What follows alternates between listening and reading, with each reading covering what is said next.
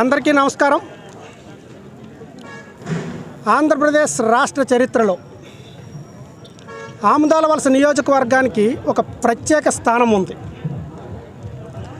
గతంలో ఈ నియోజకవర్గం నుండి ప్రాతినిధ్యం వహించిన కీర్తిశేషులు బొడ్డేపల్లి రాజగోపాలరావు గారు కానివ్వండి, పెద్దలు తమ్మినేని పాపారావు గారు కానివ్వండి, ఇటువంటి మహానుభావులు పరిపాలించిన నియోజకవర్గం ఇది. వారి కాలంలో నిస్వార్థమైన రాజకీయాలు, ప్రజల ఆకాంక్షల మేరకు రాజకీయాలు జరిగాయి. అందుకే ఈ నియోజకవర్గ ప్రజల మనస్సుల్లో వారి పట్ల ఒక ప్రత్యేకమైన స్థానం కూడా ప్రజల గుండెల్లో వాళ్ళు ఉన్నారు. అయితే దురదృష్టం, ప్రస్తుతం ఈ నియోజకవర్గం గడిచిన 15-20 సంవత్సరాలుగా ఒక కుటుంబం చేతిలో చిక్కుకుపోవడం వలన పూర్తిగా అవినీతి అక్రమాలకు కేర్ ఆఫ్ అడ్రస్గా మారింది ఈ నియోజకవర్గం. ఇప్పుడుండే పరిస్థితుల్లో వీరు ఒక బంతాటలా ఉంది వీరికి ఈ నియోజకవర్గం. ఆ మాట ఎందుకు అంటున్నానంటే,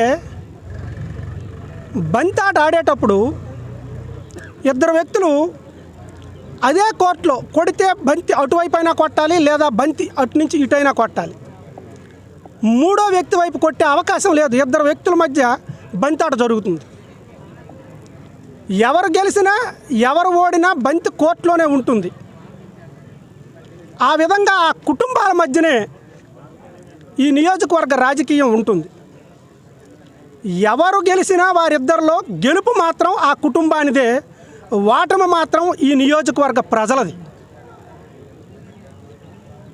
వీరు బయట మాత్రం వారి మధ్య ఏవో వైషమ్యాలు వైరుధ్యాలు ఉండేటట్లు సినిమా హీరోలను మించి నటిస్తూ అంతర్గతంగా వారి వారి చీకటి ఒప్పందపు అవగాహన ప్రాప్తికే రాజకీయాలు చేస్తున్నారు. అది గడిచిన 15-20 సంవత్సరాలుగా ఈ నియోజకవర్గ ప్రజలకు అందరికీ తెలుసు. ప్రతి ఒక్కరూ ఆశిస్తున్నారు మూడో ప్రత్యామ్నాయం కావాలి, ఈ కుటుంబం నుంచి ఈ నియోజకవర్గాన్ని బయటకు తీసుకురావాలని. ఆ క్రమంలో ఈ ఇద్దరి ప్రవర్తన వలన, ఈ కుటుంబ రాజకీయాల వలన ఈ నియోజకవర్గంలో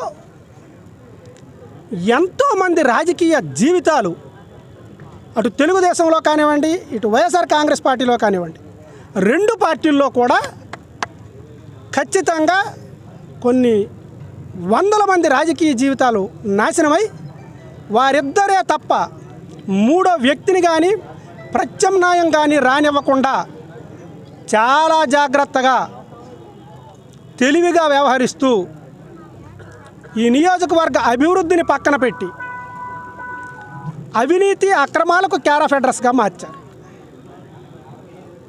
అయితే ఇటువంటి పరిస్థితుల్లో ఈ నియోజకవర్గ ప్రజల ఆకాంక్షలు,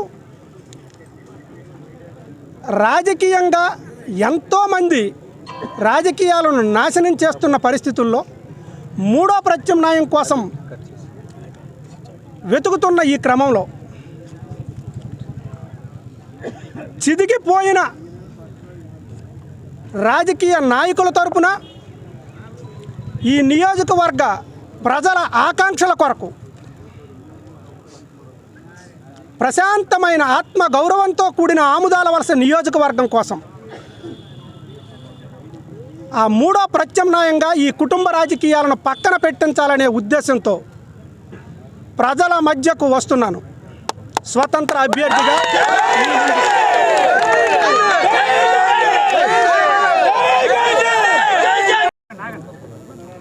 సందర్భంగా వీరి కుటుంబ రాజకీయ విషయాలు ఈ నియోజకవర్గంలో ఉండే ప్రజలకు, కార్యకర్తలకు, విద్యార్థులకు, మహిళలకు ప్రతి ఒక్కరికి తెలుసు. వారిని మీ ద్వారా నేను ఒక్క విషయమే అడుగుతున్నాను. రాబోయే రోజుల్లో ప్రశాంతమైన, స్వచ్ఛమైన, అవినీతి రహిత పాలన కోసం మేం ప్రారంభించిన ఈ పోరాటానికి మీ వద్ద ఉన్న ఓటు అనే ఆయుధంతో వీరి కుటుంబ రాజకీయాలకు చరమగీతం పాడండి. మీ అందరి తరపున ఈ పోరాటంలో నేను ముందుంటానని చెప్పి తెలియజేస్తున్నాను. సమస్య లేని ఇల్లు ఉండదు, పరిష్కారం లేని సమస్య ఉండదు. బంధాలు గొప్పవి, బాధలు చిన్నవి. మీ సమస్యని మేము పరిష్కరిస్తాం. రండి, మాట్లాడుకుందాం.